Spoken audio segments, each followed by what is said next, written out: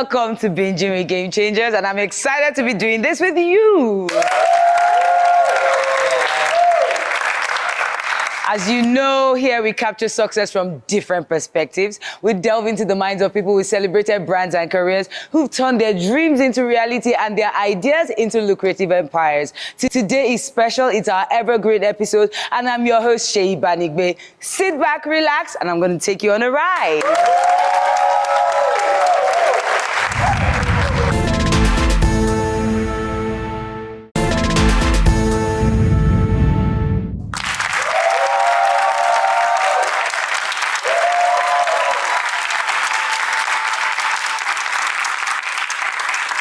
Welcome back to the show, and this is a special episode. It's what we call our evergreen edition. Why? Because we are bringing a veteran, an icon. Let me just dive right in. So Mudiaga Enajemo, also known as Mudi, is a veteran and icon in the African fashion industry. He's the founder of MUDI Africa, a fashion design and production brand with branches across Africa. I speak of countries like Nairobi, South Africa, Senegal, Ghana, and many more. Mudi doesn't only design and make clothes for kings and presidents, but he's actually the first fashion designer to erect highway billboards in Nigeria. I'm honored and excited to welcome to the show Mudiaga Enajemo.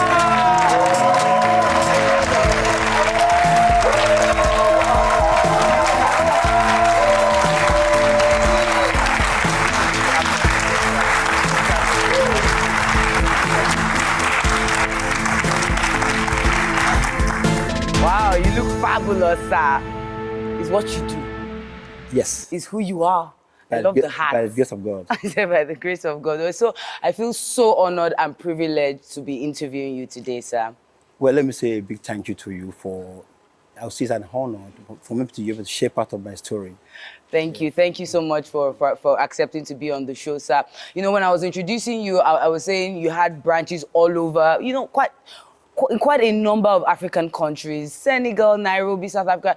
And I think I'll just ask, you know, because this is an entrepreneurial show and we like to understand these things. If it was biscuits you were selling, or mugs, or shoes, I could totally understand, okay, that you just export it, put it in a store and people walk in. But we're making clothes. Do you produce here and then send it there? And my mind is just wondering how the operational aspect of it works, because it's not easy to retail across Africa. How does that work for you, sir? Let me start from, let me take you back. Back a bit. I started in 1993, 26 years ago, K2, not far from 7-Up, from a one-room apartment. From then I moved into another room, like a small room space in Antony. From Antony, I got a 2-bedroom flat, 2-bedroom flat to 6-bedroom flats, joined together before I moved to where I am now, my head office. So it is a journey that started from, first of all, humble beginning, discipline, focus, and above all, hard work. Definitely. When I was reading your story, there was a point where I actually shed a tear. There was that part where you said, a friend of yours, you needed to borrow some money to make some clothes. I think you had an order. And then your friend said, come and collect money. And I think you were at his gate for hours, or you were waiting. And I think you made a decision that day that you weren't going to borrow again or something. I thought that was really touching. It was touching. That day I looked through the sky and tears came from my eyes. Wow. I felt very bad. How much were you trying to get? Then, no, the money I needed then was to get my first shop. Okay. I needed just about 30,000 naira. He was just telling me to come tomorrow, come next tomorrow, come see me next week. Then there was no phone. So I have to leave K2 all the way to Maza, close, not too far from my first main gate. I would move there, I would waste about 7 hours. He would come in, Mudi, see me next week. Until they now told me, Mudi, I will see you. So that same day, I just fed up. I got fed up, so I just moved away from him. Is that what has made you not, you know, inclined to taking loans? Because we found from our research that you say you don't take loans, and when you want to set up a branch anywhere, Nigeria, across Africa, you use your money. Yes. Is that one of the things that informed that? No, not really. And you know, moreover, taking loans from our banks here, most times go through so many procedures. Most times it slows you down. Tedious. And apart from that, the interest alone is killing. So you have to decide what you want. And I won't forget to say something before I will continue. My first job I got in Nigeria, Richard Mufedamijo actually gave me the money to get my first shop. Yes. So I always give him that credit first before it's part of my story. I was actually coming to that. Yes. Okay, so yes, I'm listening. So then I started working. So my first job outside Nigeria is Ghana, 2009. I was in Ghana for a weekend, for a holiday, just a mini break. So I went around town. I saw that there was a vacuum in terms of clothing, traditional African clothes, a bit of twist to it. What year was this? 2009. Okay. So then Obanukoro was the ambassador to Ghana. Okay. So I discussed with him. He gave me the go-ahead. And I did my survey. I went around town, checked shops. First of all, I got a lawyer, registered my business there, got an auditor, then I started working. Got my first shop.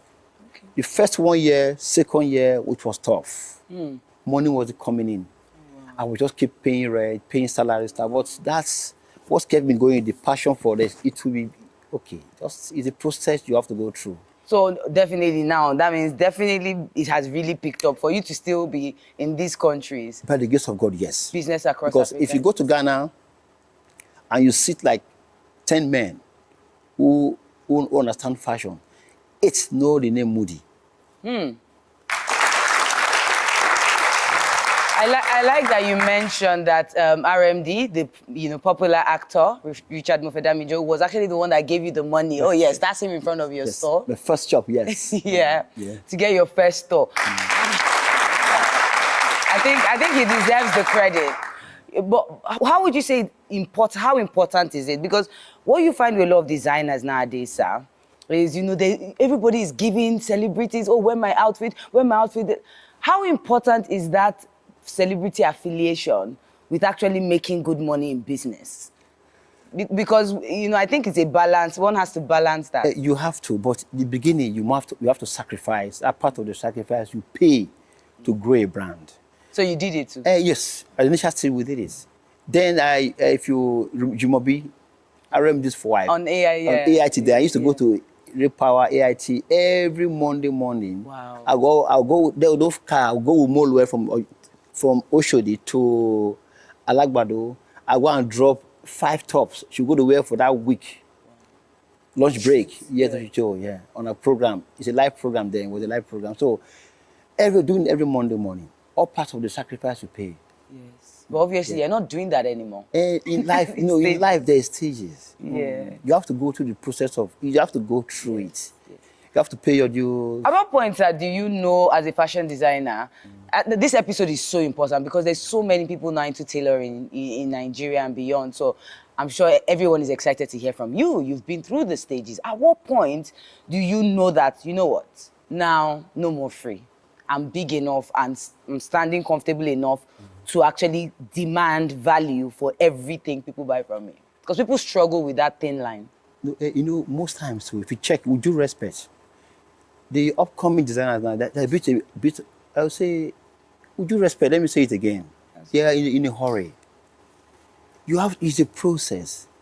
26 years in the work. There are some who just 4 years, they want to be the same level with me. It's not possible. You can't be the fashion industry for less than 4 years. You are known all over the country through social media, but you don't have the structure. The demand come, can you withstand the demand? No. So it's a process you go through. When we started, there was no social media. Social media is good. I'm into social media, but when we started with no social media, we actually grew our brand based on work, on good work. And once you have that mentality of knowing that to want to grow with good work, it will help you, it will make you solid. But when you rely on social media, there's so much glamour and razzmatazz, hype, which is good, but if well used, is good. But when you rely on social media, it might not help you. I like what you just said. You said if well used, it is good. Good. I think that's so critical because I've heard of designers that are so celebrated on social media, and then you call and encounter their service, and it's terrible. And another thing is, the image they give through social media is they're big. When you call them, can you deliver 10 kaftan in 2 days? They can't. Why? Because they don't have the structure. You see the social media, you feel that media, they don't have the structure. So So what they do is, Yes. they tell you, I'm fully booked. They're not fully booked because they don't have the structure. They lie. They're all part of the packaging. Honestly, God help us with that, because social media gives you the freedom to tell whatever story. Because my heart goes out to these designers as well. If you come up as so big and they call you to get 10 kaftans, honestly, what I'll tell you is, as you drop that phone, go and hire all the tailors you're going to use to get the job done. That's what I'll say. But if you just hire and get it done, though, they have to be well done. Yes, true. You must have your team that over the years grew with you. Not just as able tailor somewhere. No, it's not possible. I'm not a tailor, so No, I'm just telling you. I agree with you. I agree, because even because I'm speaking from I'm a lawyer. I'm speaking from a legal perspective. Okay, if I have a job, I just assemble. I know it's not that straightforward in fashion, because yes, It's not. It's not that straightforward. First of all, I tell people, if you want to go into this profession as a designer, first of all, you must be creative. You just have to be creative. It's like songwriting. You have to be creative. You must have the passion for the job. There are people who are actually creative, they don't have the passion.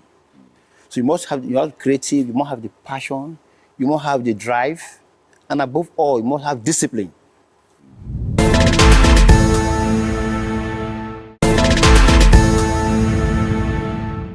You were the first Nigerian designer to erect billboards, and that's major. Even now, that was 10 years ago. Even now. Point of correction, is about 15 years ago. Oh, yes, actually. It's about 15. Very true, sir. About 15 years ago, you did that. And even in the Nigeria of today, for a fashion house to erect several billboards across, the city or any city, it's expensive. What were you trying to achieve with that move? This is a very touching question. Do you know why? Actually, the first billboard I did, my landlord then called me. Somebody, go ahead with a billboard. I said, it's expensive. Somebody, just go and verify. So I went, did my research, I verified. Then 100,000 naira. No, 90,000 naira. 15 years ago was big money. It's almost like Billions now, yes. Huge. And then the money in my account then was about how much you had in my account?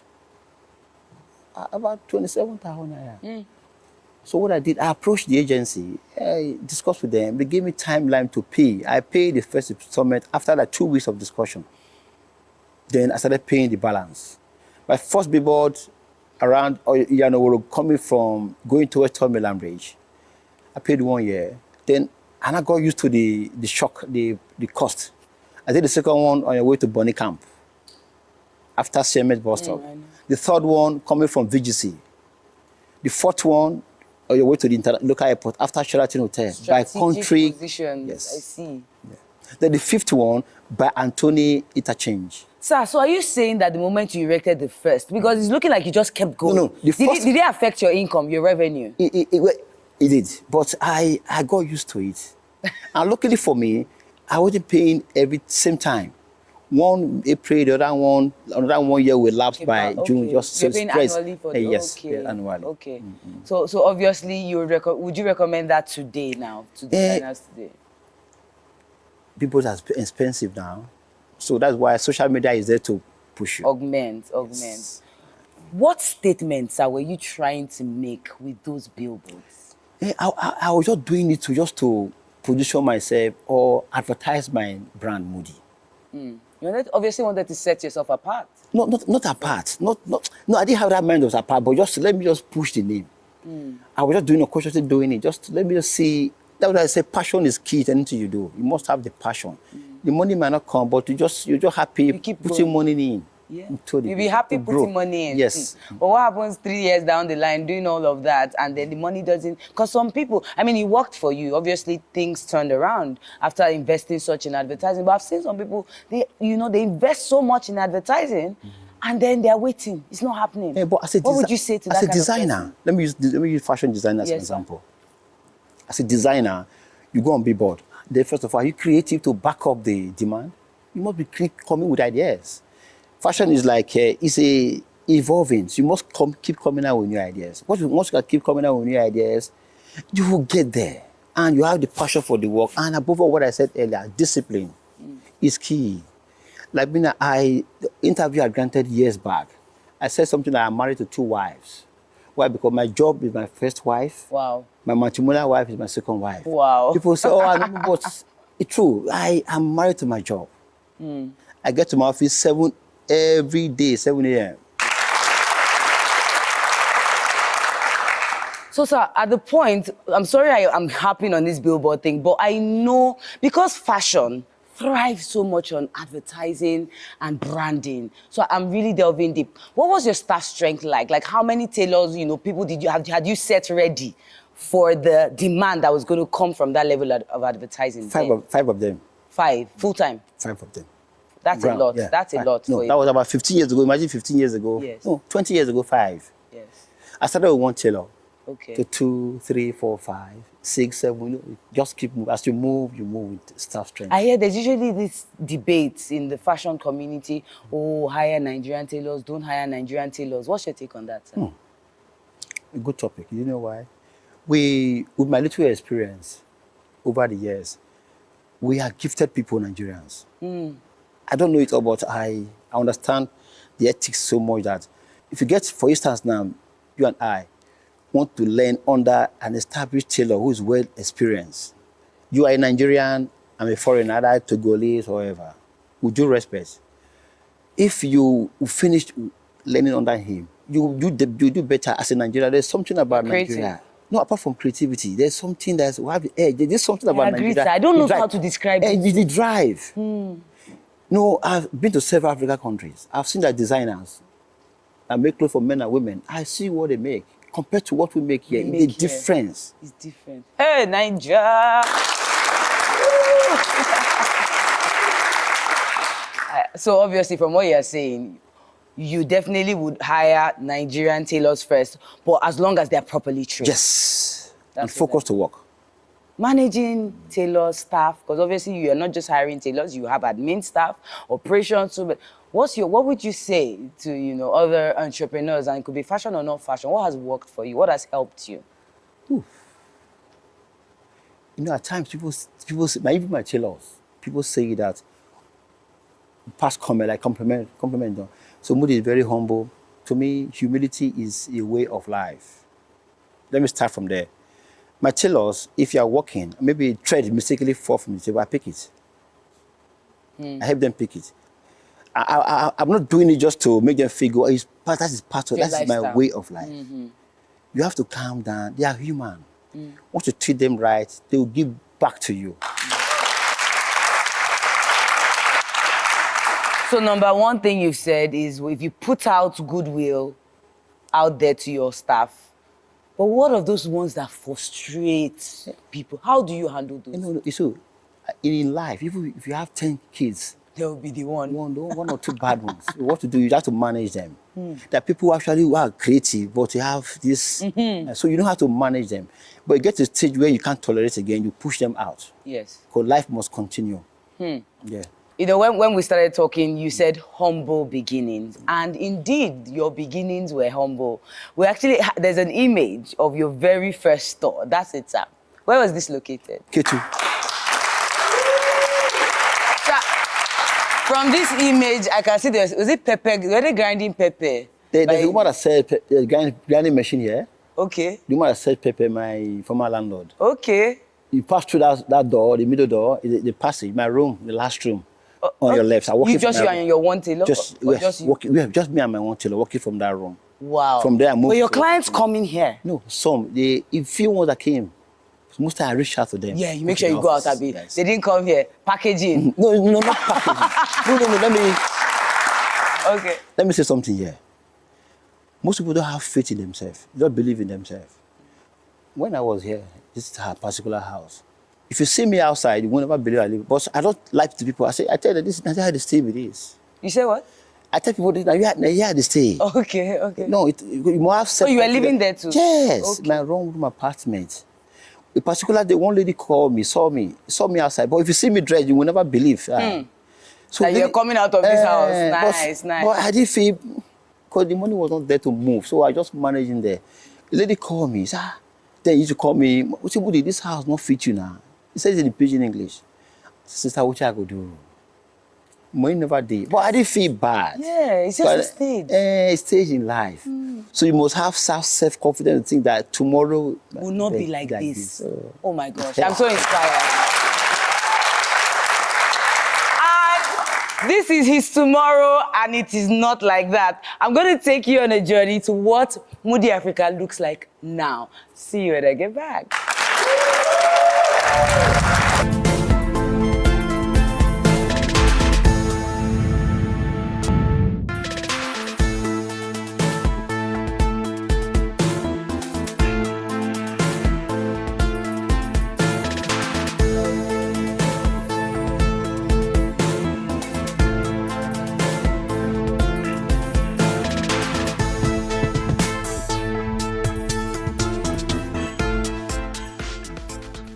Hi everyone, so I'm super excited. Today we're going to be spending time with MUDI in his own space. I can't wait to see what it's going to be like, look like, how he creates, where he creates from, and just basically enjoy his presence. So come with me.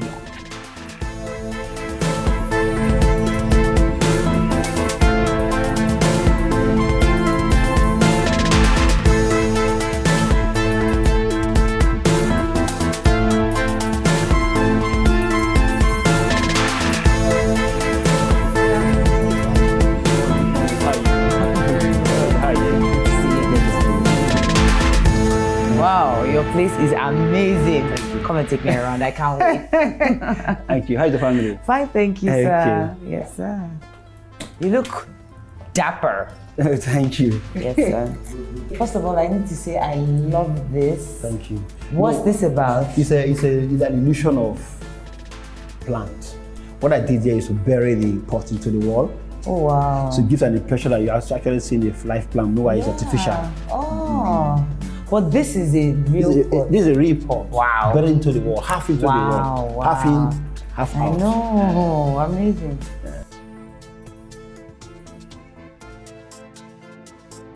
Beautiful. How old were you there? This was about How many years ago? about 15. Oh, wow.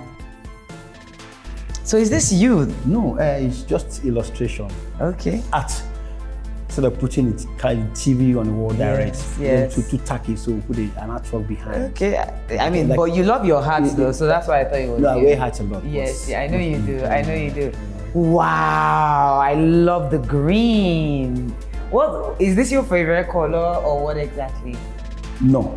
Okay. No, my color, the only color you see here is colors that you see are 3 colors. Okay. Gray, black, and white. Okay. The lemon is just to give a spice to, just like a contrast. This is a very strong spice, Yes, I must yes. say. It is. This is like neon, It is. but it's beautiful. I see you're into, you love your music. I see a guitar, I see a piano. Please play me something, please. I'm not a good, I can't play well. But I'm sure you let me just know a bit. So let me just play around with it. Yeah, show us something. Show us. Give.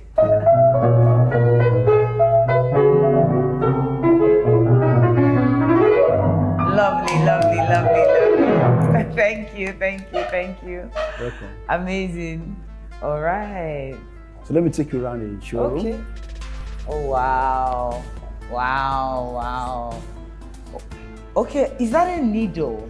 See, what you have here, Okay. what you have here is like, I didn't want to make a regular show, like a display section, but I have something, I have a tell story.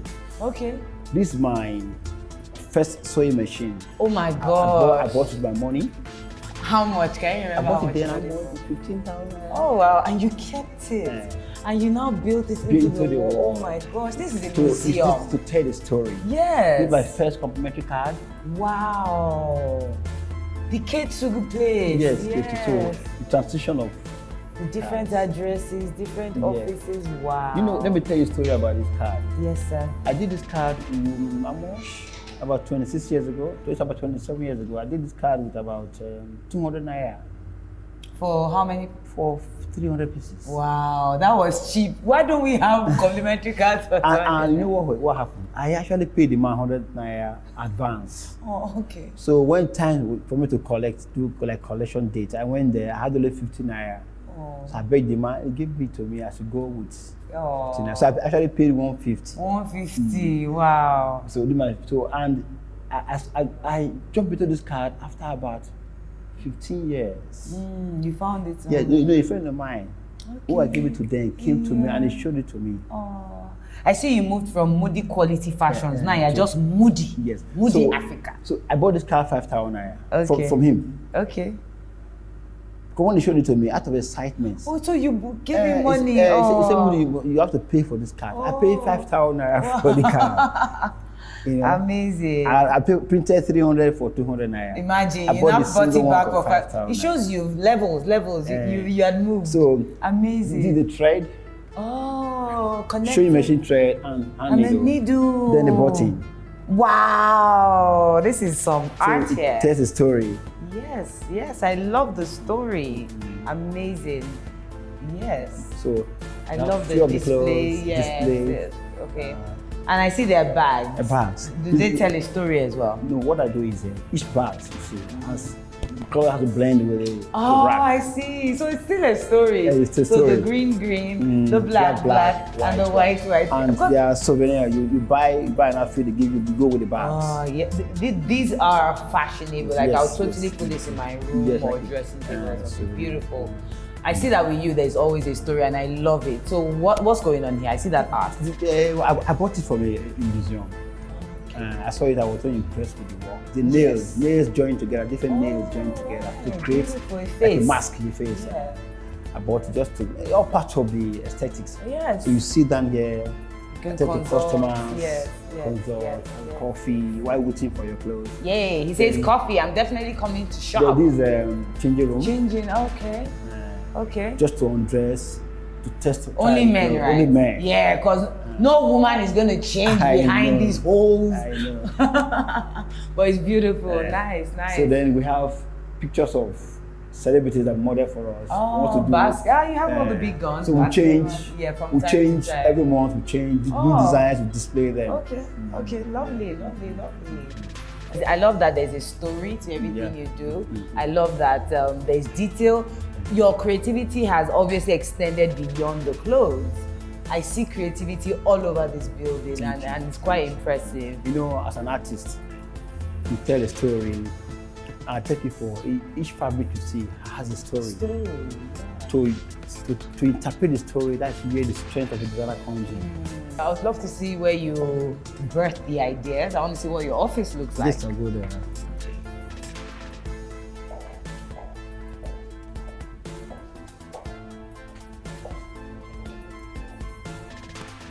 See that? You see where I started from? Oh, lovely. I like how you did. This is then, this is now. But you saw the card now, that card. Yes. I know the key to address. I saw that. Wow, I love this. Then, now. This is a story. I love that. Oh my gosh. See all the awards. You need to create more shelves, because it's spilling already. Amazing. Like when you're big, you're big. Can I take a picture?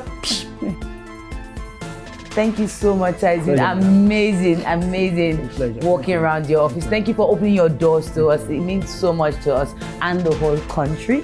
Thank you, sir. And keep winning. Keep winning. Well, let me say a big thank you for having me be part of my, telling my story, what I'm learning from. I'm very grateful. Yes, it's an opportunity for me to showcase myself. Thank you, express myself. I appreciate it. Thank you. Thank you, sir. Such a pleasure. Thank you.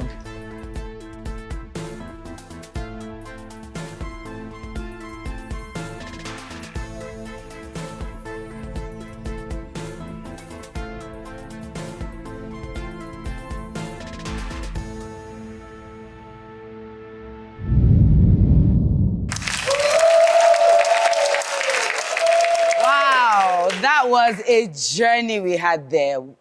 Sir, are you an interior designer? What exactly? That was magnificent. Did you design it yourself? Yes. So would you be setting up an interior design? Would you be setting up an interior design firm soon? Because by the grace of God, that's exquisite. I have a company registered for that already. Beautiful. How important? Because I see that what you've done in your space is so deliberate. Does it influence your creativity? Is the ambience, does it do something to your work? Does it affect your work? Yes, it is. Do you know why? Why? I work from very calm environments. It inspires me.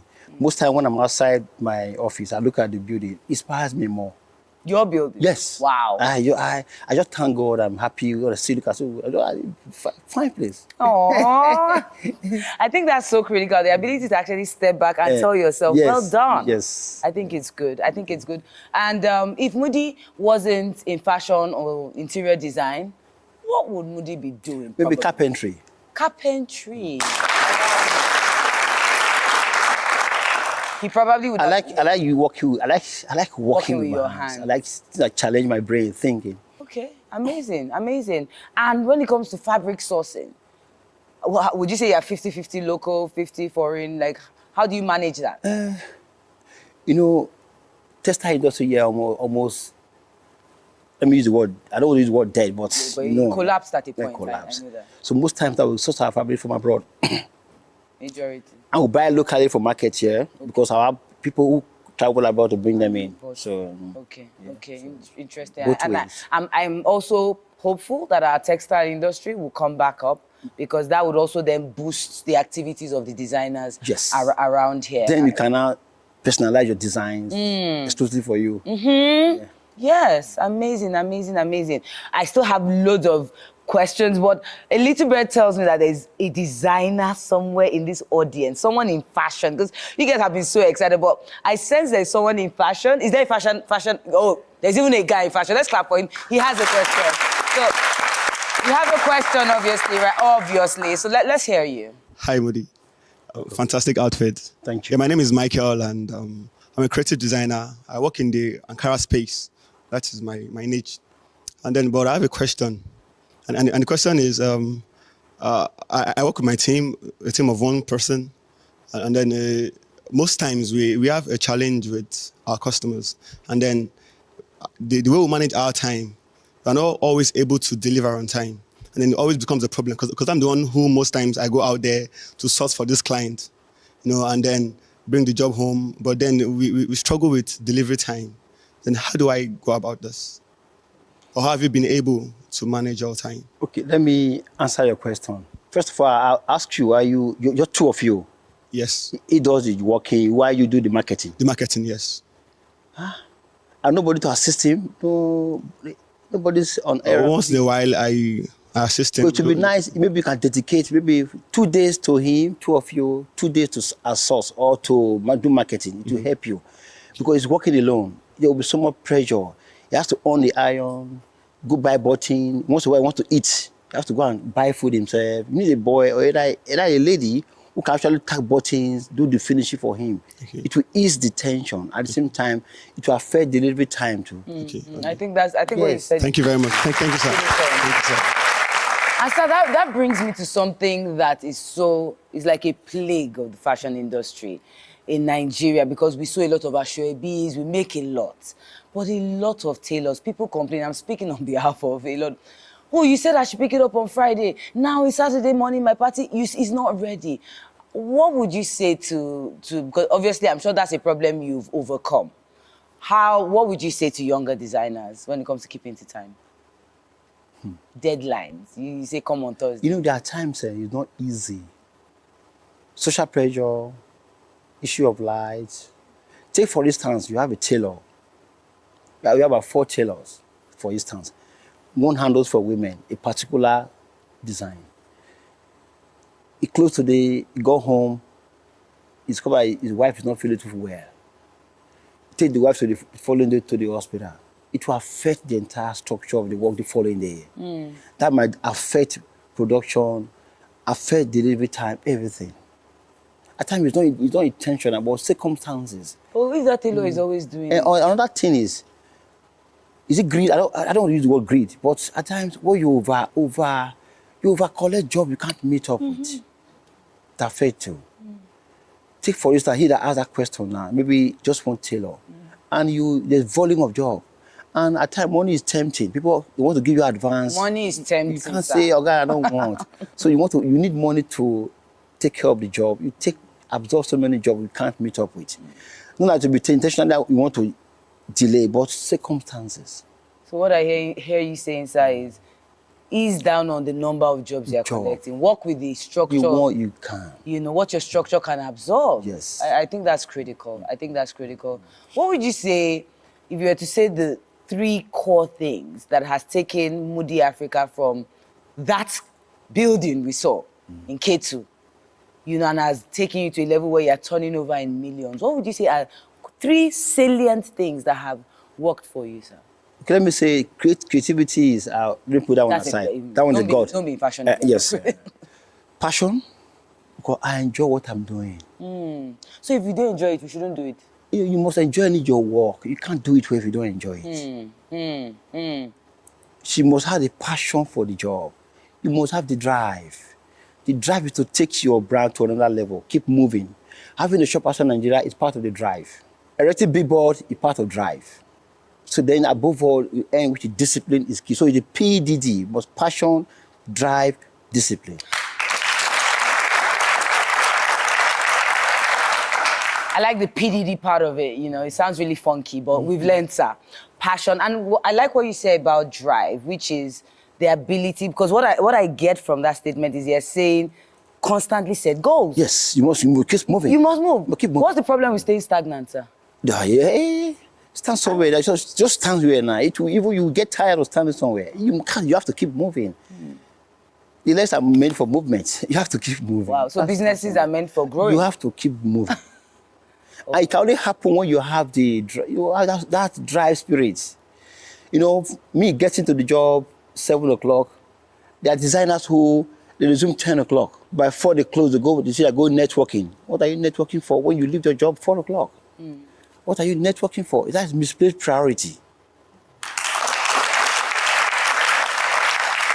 So, if you're a designer, you get to your office by 7. I resume around 10, 11. I'm ahead of we you. can't be at the same level. Yes. God is not partial. It's what you put in, you get. I agree. It's not partial. Sir, it's obvious that you are woke. When we say woke, you know what's happening, because that word is networking. It's a major issue in this generation. But no, networking is good. And it brings us to my next question. But you have to plan. If you leave the office 4 o'clock, you delegate from home. No. So it brings us to my next question, because the fashion, you know, is made to seem as though it's all about who you know. They say who you know is, you know, what you get and all of things like that. How important is that? Because fashion requires you knowing people to an extent, especially tailoring. You know, how do you balance that? What do you say to that? I said it earlier. Don't rely first of all, believe in yourself. Do good job. Good job will market you. It's a simple logic. Because if you have contact, you're not doing a good job. So and when you rely on good contact, it will affect you psychologically, feel that. Take for instance, maybe you are Buhari's sister-in-law. You just assemble tailors, put them somewhere. Fine, people will come, Buhari friends will come, but what about a good job? Are you doing a good job? That's the priority.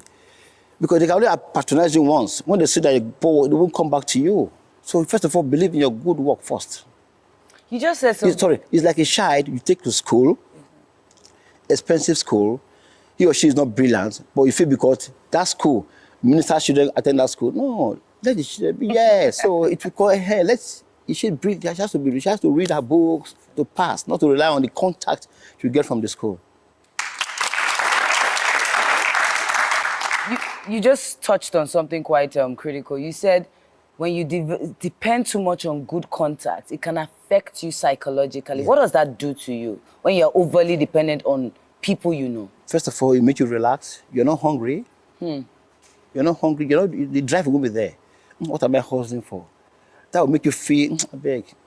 You start calling from your home. You call your manager, please, someone is coming, or make the clothes ready, because you relax. You have customers who are paying you big money. They don't actually understand what we call good finishing and good taste. You know, Nigeria, we're a country where we're very fickle. We believe so much in names, not quality of the job, not what you know, but who you know. It's not supposed to be so. It's what you know, not who you know. And so people rely more on contact than good work. That was why people People these days, if you check these days now, they put packaging before they work. Packaging before they Before work. work. Meanwhile, you should be... Work before packaging. It's what you have before. So at the end, the packaging isn't bad. No, as long as, you there's do a good job for depth. Then you package. Then you package. You can only package something that is nice. Speaking of packaging, sir, you are well packaged. What is that one thing, or maybe, well, let's say two things that you're big on for fashion? Like, obviously, because men are watching and saying, okay, this is a stylish man. Okay, what can we learn from him? So what would you tell a man watching to always do when it comes to always wear maybe black cufflinks? Or, give us some tips. Because you always look good. I met you before today and I was like, oh my gosh, you look good every time. Thank you, madam. You're welcome, sir.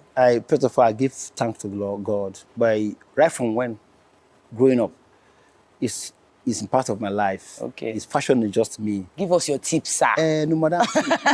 Looking good, you don't have to be expensive to look good. To maintain anything in life is to make it simple. You can be simple and elegant at the same time. What we call design management. See a lot of designers, even people, you wear the shoe is lousy, the shirt is designed. No, you tone it down. And a few things I can't actually say here, but of course, time. But make it as simple as ever. Okay. On that you money, taste, money can't buy taste, can't buy style. Money can buy taste, but what if I wasn't born with taste? So I should depend on the good designer. I understand. You see people who are very wealthy, very rich, but poorly dressed. And ego and pride will not allow them go learn from someone who can teach them how to dress. Yes. Thank you very much, sir. It's been fabulous chatting with you, but I cannot go without asking this. Sir, why do you look so fit? Obviously, there's something you're doing or not doing. We need to get your fitness. Is it that you're always in the gym or you are not eating certain foods? I need to hear that. I don't go to gym. Okay, so what's working for I jog Okay. in the night within my estate. Okay. 3 times a week. How long? 1 hour. Depends on when I get home. If I get home by 7, 8:30, I'll jog till 9:30. If I get home late, 9:30 to 10:30. Depends on my schedule. And that's all? Yes. And I don't eat after 6 o'clock. Okay. But do you swallow? I eat anything. Rice? I eat anything. Okay. But I'm happy. After but there's something I need to say here. Share it with you guys. People see my lifestyle today. They feel that I'm into several things. I'm into other things. Hard work pays. We're in a country where our value has changed, that we no longer believe that hard work pays. People are looking for shortcuts because our leaders are not giving us good example to follow. Hard work pays. Just keep working. Hard work pays. This is the Bible. The Bible not a lie. God said, I will bless the work of your hand. It's a simple, practical thing. So, sir, yes, sir. When I say hard work, not hard work by carrying, no, you must, anything you are doing, you have the passion for the thing. You enjoy doing it. Put extra work to it. God, you see, God is a spiritual thing. God look at you, my son, he don't work hard. Let me bless him. It's simple as that. Where I am today in my head office, a friend of mine, we saw last about 12 years ago. So he heard about my head office, so he came. He look at me, he's from based in Benin. He said something very touching, more like spiritual. He said, Mudi, I don't lie you. If you be carpenter, you go see this successful. Agreed. He said it with his shape. He said, Mudi, you do your work with so much passion. You must enjoy what you are doing. You must enjoy it. You can be a cameraman, photographer, just enjoy it. Some of you look, you know Kelechi Amadiobi, the photographer. He enjoys his job. He gets to the office 7 every day. Enjoy your work. God, you see, God. He will bless you. I see my son, my daughter, and be upright. I am not perfect, but try as much as possible to be upright. So can you, as I close, can you categorically say that it is your fashion business solely, majorly, that has brought you the wealth and the influence you have today? By the grace of God, yes. I say with my heart off my heart.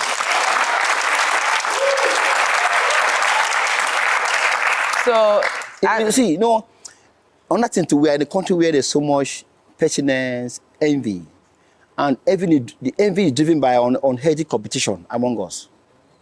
It's pushing unnecessary enviness among us. And so what you are doing well, people tag you to yes. And because if you're a designer who is not paying too much attention to his job, he's not doing well, the only way to console himself to say, Mudi, you do something else. To console himself.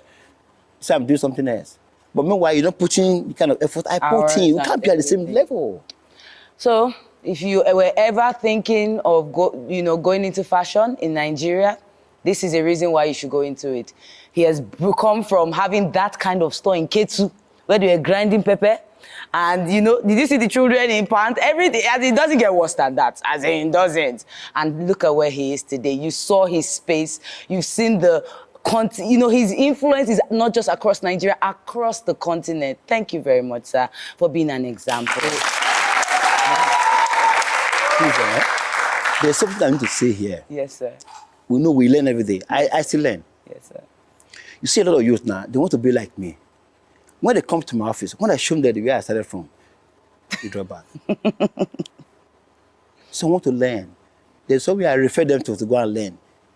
There's a roadside tailor, but gifted, but the office is very rough. The shop is very Once you are there for 2 weeks, it shows that you are determined to learn the work. So are you saying that's the best place to start learning? Most people I send them there. I've sent about 10, only about 3. We'll come back. Really save, because they want to be like me now. No, you must start from somewhere. That shows your determination. Thank you very much, sir. When we return, of course, it will be Let's Get Binging, games, food. I cannot wait to see when we get back.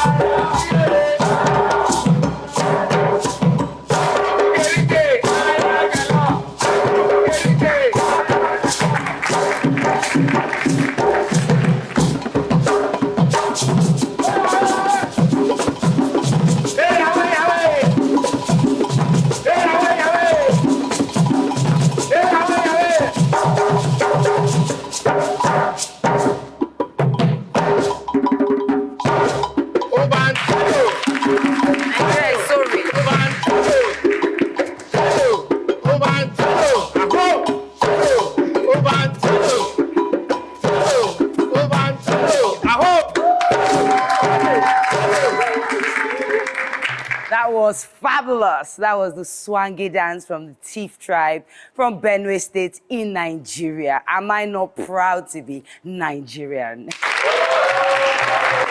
Yes, I love our rich culture. And of course, this is Let's Get Binging. When we get to this segment, it gets all groovy, rich, fun, and also a lot of people discovery. Hi, Sam Dande. How are you today? I'm doing great. Yay. Hey, right? Oh, that was language. That was the dance they did now, right? Did they try? Yahweh. Anyway, okay. That's fine. That's fine. So, please come along. What do you have for me today? Something special. It's Tell from me the it's from the Thief tribe. That's right. That's it. Cool. I love their fashion. All right. I love their fashion. I hope I like their fashion. Yes, the monochrome is amazing. I'm sure you're going to like it. Okay, tell me, what's it about? So the Chef Amara stopped by at the studio, right? And she said that this is akuto. It's the Thief way of making the sweet potato porridge, right? So the ingredients mainly are the sweet potatoes. We have the palm oil, we have pepper, and most importantly, she said the sesame seed. Now she says that has a particular spice to it. She went ahead to add seasoning cubes and some gizzard in it. Okay, can I just taste the sesame seeds first? I hope you're going to like that. I hope it's okay raw. What does that taste like? Nothing. So let's taste akuto. Akuto. That's right. Yum, yum, yum. I know, my mouth is big like that. Okay.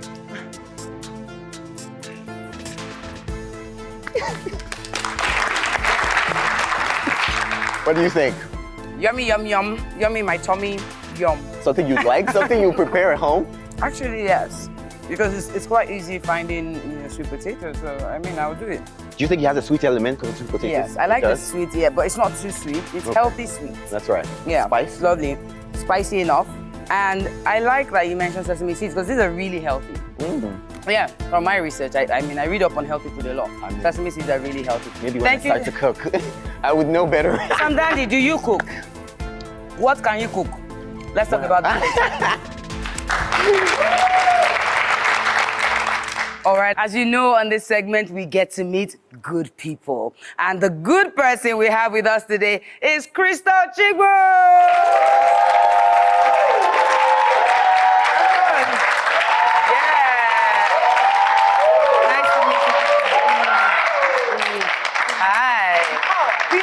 Let's have a bar-side chat, yes. Thank you. So, Crystal is special, very special at that. She's the founder of Irede Foundation. Could you tell us what you do? I don't want to say it for you because it's deep. So I work with children that have been amputated either as a result of congenital issues or as a result of trauma. Okay. 10 years ago, I gave birth to a daughter that had a congenital deformity. And as a result of that, we had to amputate the limb. So practically take out the leg, and eventually she got an artificial limb that helps her to move around. After working with her for a while, I realized that a lot more children were going through the same thing. So it was coming into the space to help these children live their life to the fullest. More importantly, help their parents to be able to help them cope. And finally, work with the society at large to educate us on what disability is about, how to manage it, how to live life to be exactly. So basically, You amaze me. How do you turn? I mean, I'm a mom as well, and I know how destabilizing that can be. You've waited for 9 months, you pop out a baby, and the next thing you hear is that we might have to cut off her legs. You have turned pain to power. Right. Oh my God. it's the first time I'm hearing that. I can't think of a better way to put it. And honestly, we all need to learn something from you. If we all saw issues like challenges that way, and you're done going through it, you're done crying, and you say, you know what, how can I help others? How can I make life better for others? I think the whole country or the world would definitely be a better place. You're amazing. Thank you. are. Thank you so much. Yeah. How tough can life be for a child without that, that's disabled and doesn't have an artificial limb? I think firstly, we should imagine how tough it is for a child that has no challenge at all. Life is tough. And then when you have a challenge with it and you have to manage that challenge, it's even worse. I'm lucky to have a daughter that can move around with a prosthetic limb. So imagine that you don't have a prosthetic limb. What options do you have? Yeah. You probably have crutches to battle with. You probably have stick. In some cases, you have a lot of people that just move around with a stick. You probably won't even have an education because you don't know how to manage your life and go to school. So really, it is tough. It's very, very tough. And in a place like Nigeria, where you have a lot of stigmatization, and even Africa, then it's tough because people are telling you it's probably the fact that you sinned. It's probably the fact that, your ancestors are after you. Oh my gosh. It's probably something you did wrong. And Have you heard people say that? Oh, definitely. And a lot of permutations. And they're just trying to kind of sympathize with you or pity you, but do not know the best approach to go about it. So you have some of the children not being able to go to school as a result of that. So they are kept back at home. Their families are ashamed of them. The society is complaining about them. And it's really a tough place to be. It amazes me that you actually left. You worked in corporate space for about 12, 13 years. Yes. And you've left to face this full time. Yes. Oh, wow. So, did you have volunteers? What's funding? I reckon you want to know what funding is like. I think first, when I had to leave my day job, it was because I saw that we have statistics that over 25 million people have disabilities in Nigeria. And for me, I just felt, if you're going to do this, give it all your life. Initially, we started with volunteers. Really, people would just come in, their expertise, their time to try to help. And eventually we grew into having staff that we work with. We have funding from some private sector and individuals, most Well, especially. definitely, yeah, open so to we, some we, more. we have about 70% of our donations today from individuals. Oh, wow. And that for me is magnanimous. That's amazing. So you're saying I can call you up now and give a child a limb. But how much does it cost me to give a child a limb? It costs about an average of 1.2 million to wow. give a child a limb. And how many people do you have on your waiting list? We have about 53 right now on our waiting list. However, the beauty of it is you don't have to buy a limb for a child alone. A lot of people can come together. So we do a lot of crowdfunding, bringing different people. So I have 1,000 naira, I have 1,000,000 naira, I have 5,000 naira. I want to be a part of this.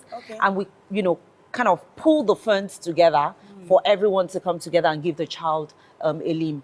Also, when we give the limb to the child, we know that the child will grow and will definitely need to change the limb. So we're responsible for changing the limb till the child is 18. Wow. How often do the limbs get changed? I'd say between 9 to 18 months. Every 18 months you change them? Or 9 months. So it's a function of the growth of the child. So come on, Sheyi, you are tall. I am not too tall. So probably changing mine would take longer than someone like you that grows with... no, I've stopped growing.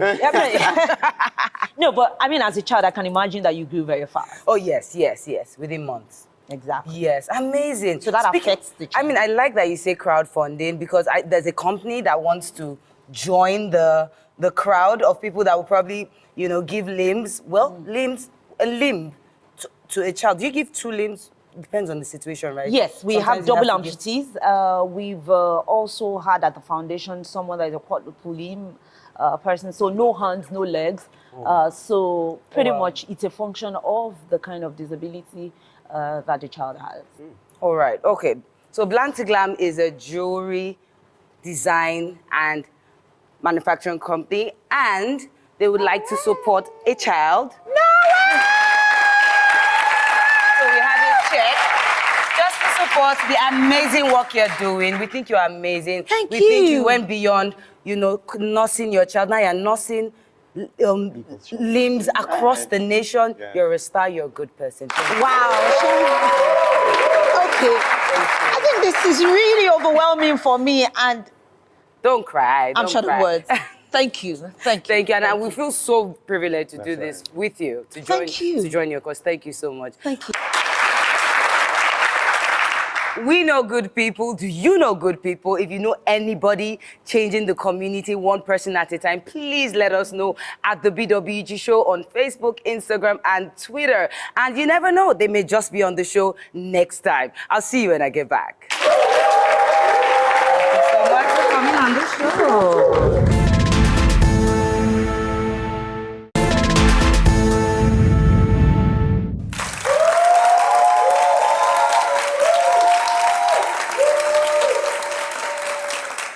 Welcome back to the show, and you can see it's about to get really groovy in here because it's game time! And I have no other with me, the great, the iconic MUDI Africa. Yes.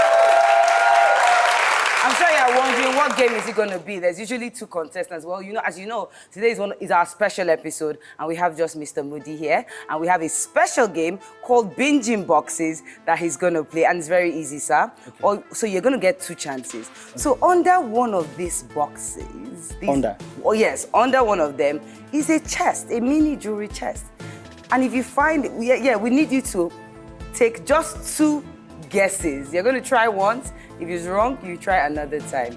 Your senses need to lead you right. Your gut feel. That gut feel that told you to put up that billboard, and the gut feel that told you to move to Ghana, Senegal, all of that. You need it right now. Are you ready, sir? I'm ready. But I know it to be a tough one, but I'm ready. All right, so make your first pick. So do I have to bend? You're just going to lift it up. Okay. So we check if you're right or wrong. In a game like this, you try a lot. We know, sir. Wrong, another try. You get another try, sir.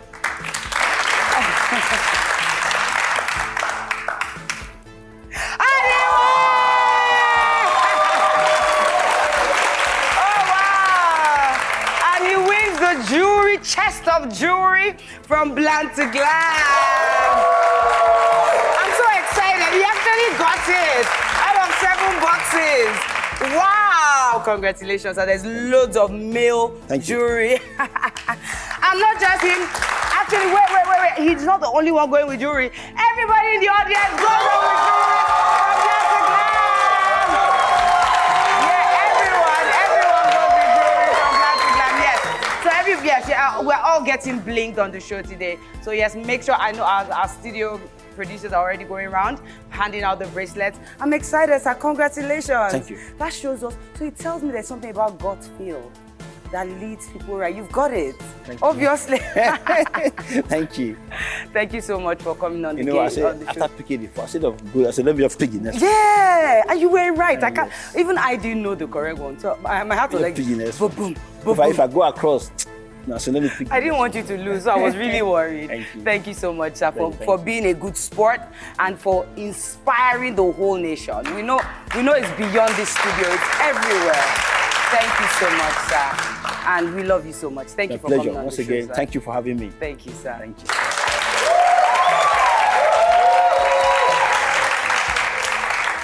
Gosh, today has been fun, rich, inspiring, everything. Thank you for watching BGW Game Changers. So till you see me again, don't stop being the best in whatever space you find yourself. See you.